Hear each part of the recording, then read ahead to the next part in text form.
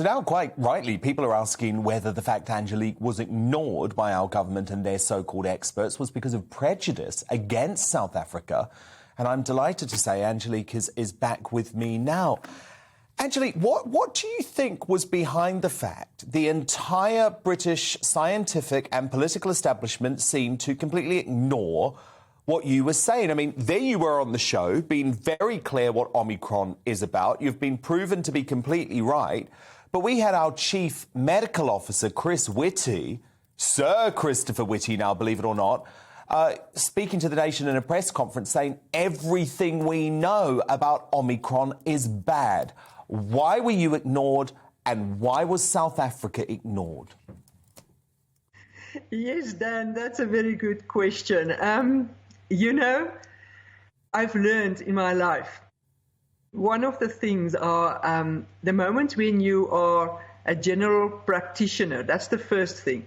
You know, you're not up there with the scientists. You don't have enough clout. You know, you're just a general practitioner. What do you know?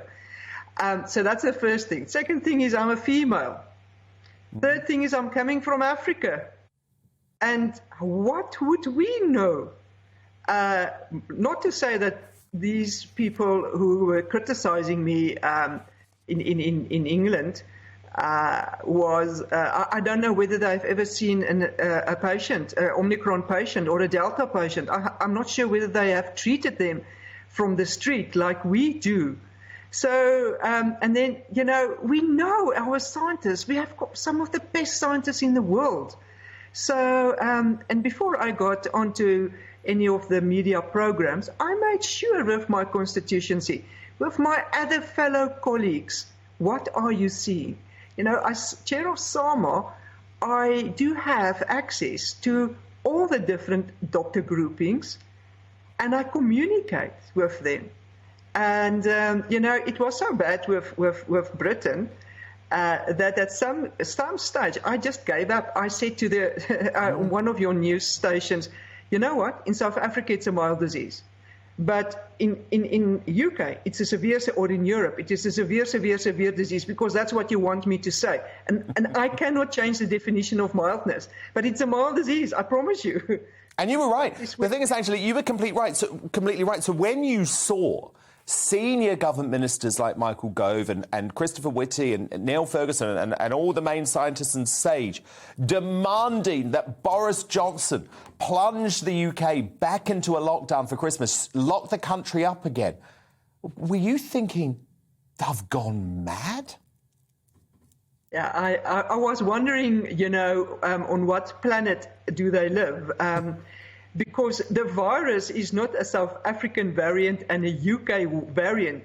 It's the same variant. The virus doesn't give a damn about whether you're from Britain or South Africa. That is what it's done. You know, the symptoms are the symptoms. You know, we know there's some subvariants of the Omicron, but again, nothing to be alert on, because it doesn't change any treatment, it doesn't change the clinical picture, but, you know, they can even use this now to say there's scary type of variants going around, and it's not true. You know, but again, if you look at, I'll call it the old boys club. You know, they've got their own ideas, they do what they want to do. They will not take advice. They have not learned over the years that other people also might, from a third world country like South Africa, we just might be right, you know.